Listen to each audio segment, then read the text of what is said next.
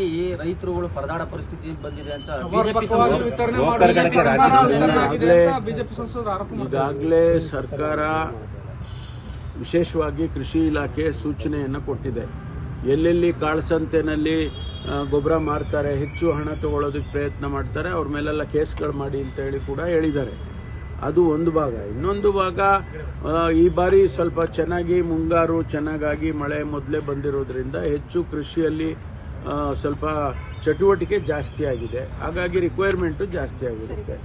ಈಗ ನಮ್ಮಲ್ಲಿ ನಾವು ಅದಕ್ಕೆ ತಕ್ಕನಾಗೆ ಸರಬರಾಜನ್ನು ಮಾಡೋದಕ್ಕೆ ಮಾಡ್ತೀವಿ. ಇನ್ನೊಂದು ಕಡೆ ಕೇಂದ್ರ ಸರ್ಕಾರ ಕೂಡ ನಮಗೆ ಸಹಕರಿಸಬೇಕು.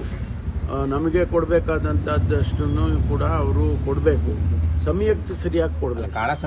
ಮಟ್ಟ ಹಾಕಿಲ್ಲ, ಮಾಡೇ ಮಾಡ್ತೀವಿ. ಅವ್ರ ಮೇಲೆಲ್ಲ ಕೇಸ್ ರಿಜಿಸ್ಟರ್ ಮಾಡಿ ಅಂತ ಹೇಳಿದಾರಲ್ಲ ಸಚಿವರಿಗೆ. ಈಗ ಕೃಷಿ ಸಚಿವರು ಹೇಳಿದ್ದಾರೆ ಅವ್ರ ಮೇಲೆ ಎಲ್ಲೆಲ್ಲಿ ಯಾವ ಜಿಲ್ಲೆಯಲ್ಲಿರ್ಬೋದು, ತಾಲೂಕದಲ್ಲಿರ್ಬೋದು, ಎಲ್ಲಿ ಆ ರೀತಿ ನಡೀತಾ ಇದೆ ಅಂತ ಅವ್ರನ್ನ ಹಿಡಿದು ಅವ್ರ ಮೇಲೆ ಕೇಸ್ ಹಾಕಿ ಮಾತಾಡ್ತಾರೆ. ಸರ್, ಪ್ರವಾಸ ಮಾಡ್ತಿಲ್ಲ, ಎಲ್ಲೆಲ್ಲ ಸಮಸ್ಯೆ ಆಗಿದೆ ಅನ್ನೋ ಈಗ ಇಡೀ ರಾಜ್ಯ ನೋಡ್ಬೇಕಲ್ಲ. ಪ್ರವಾಸ ಒಂದ್ ಕಡೆ ಹೋಗೋದ್ರೆ ಆಗೋದಿಲ್ಲ. ರಾಜ್ಯದಲ್ಲಿ ಇಡೀ ರಾತ್ರಿ ಎಲ್ಲ ಕಾದಿದ್ದಾರೆ ವಿಚಾರವಾಗಿ ಗೊಬ್ಬರ ಇಲ್ಲ. ಆ ಜಿಲ್ಲೆಗೆ, ಜಿಲ್ಲೆಗಳಿಗೆ DC ಅವರು, ಕೃಷಿ ಅಧಿಕಾರಿಗಳು ಅವರೆಲ್ಲ ಕ್ರಮ ತಗೋಬೇಕು ಅಂತ ಈಗಾಗಲೇ ಸೂಚನೆ ಕೊಟ್ಟಿದ್ದಾರೆ.